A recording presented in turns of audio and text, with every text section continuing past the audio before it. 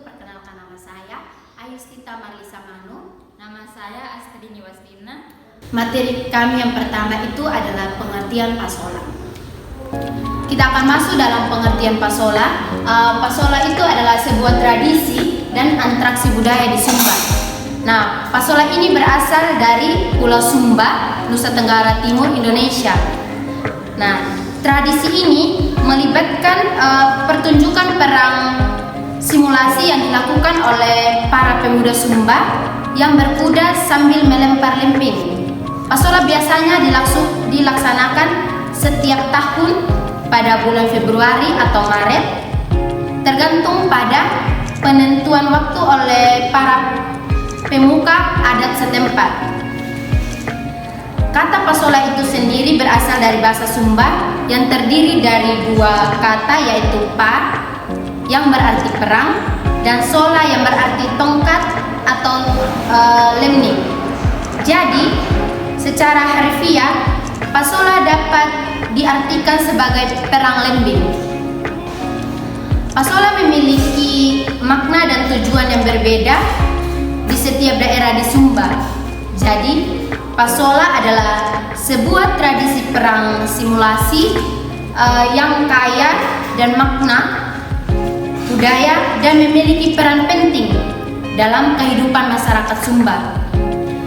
Nah, tradisi ini merupakan bagian tak terpisahkan dari identitas dan warisan budaya yang dijaga, dilestarikan oleh masyarakat Sumba. Kita akan masuk pada poin yang berikut, sejarah pasola. Nah, sejarah awalnya pasola ini di Indonesia telah ada selama berabad-abad.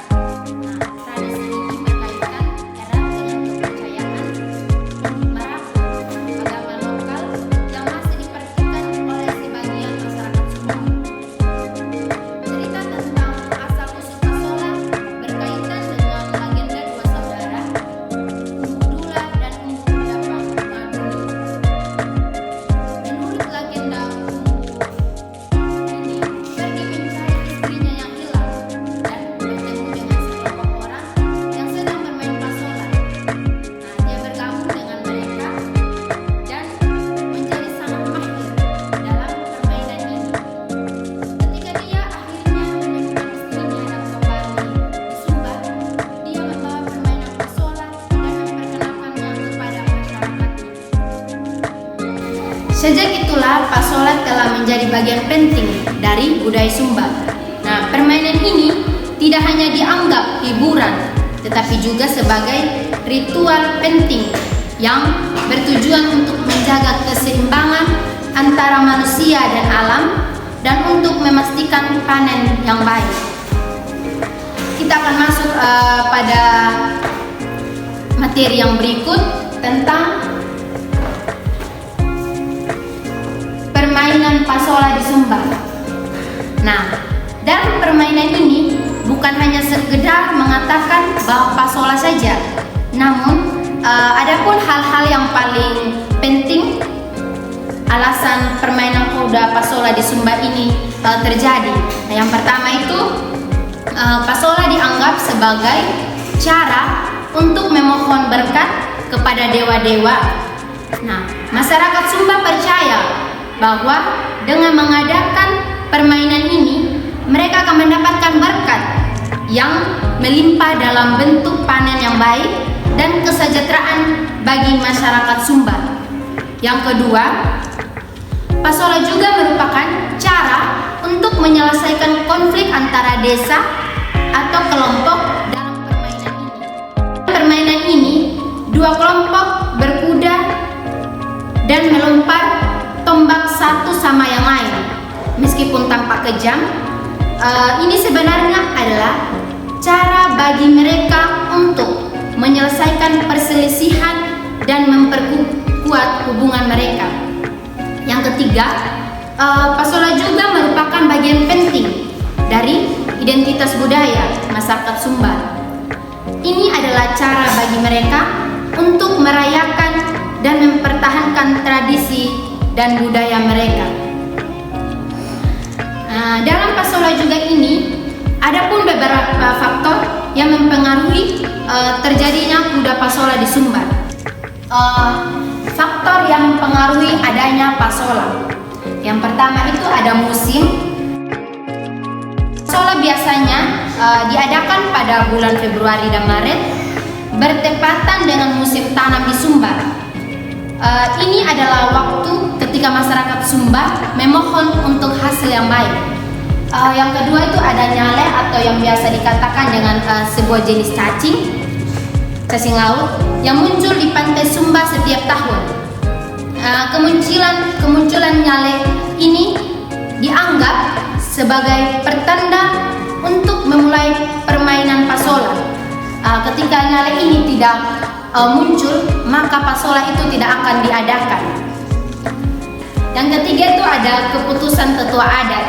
Nah, keputusan tetua adat ini memiliki peran penting dalam sebuah pasola. Ketika dia memutuskan apakah pasola itu dilaksanakan atau tidak, itu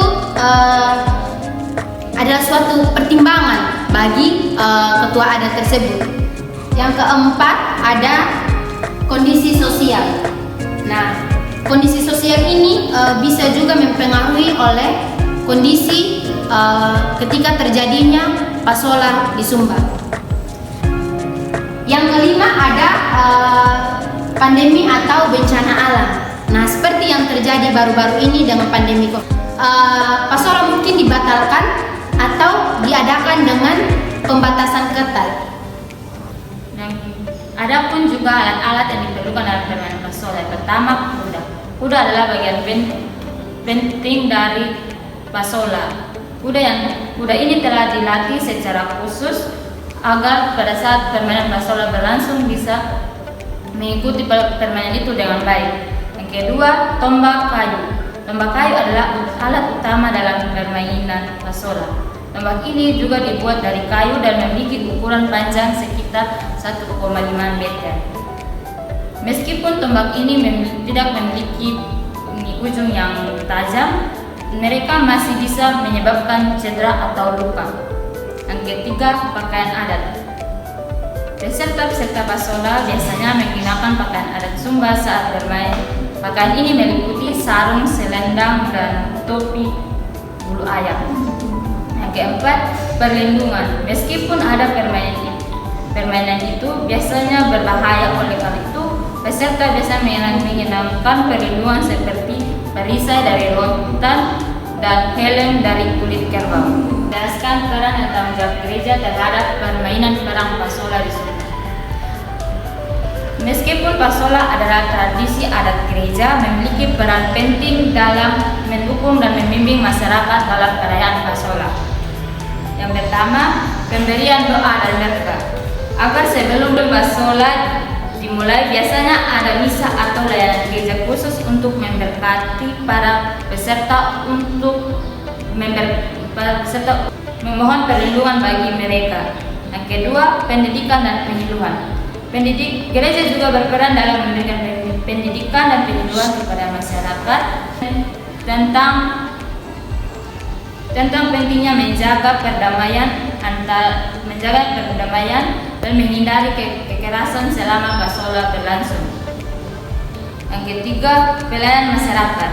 Gereja seringkali menyediakan pelayanan kesehatan pasola seperti tenaga medis atau ambulans untuk menangani cedera yang mungkin terjadi selama permainan pasola berlangsung. Yang terakhir, pembinaan rohani. Gereja juga berperan memberikan pembinaan rohani kepada masyarakat untuk membantu mereka dan mengintegrasikan keyakinan Kristen mereka dengan tradisi adat seperti pasola. Dan itulah materi yang kami dapat boleh sampaikan. Mohon maaf apabila ada kesalahan dalam kami menyampaikan materi. Sekian dan terima kasih.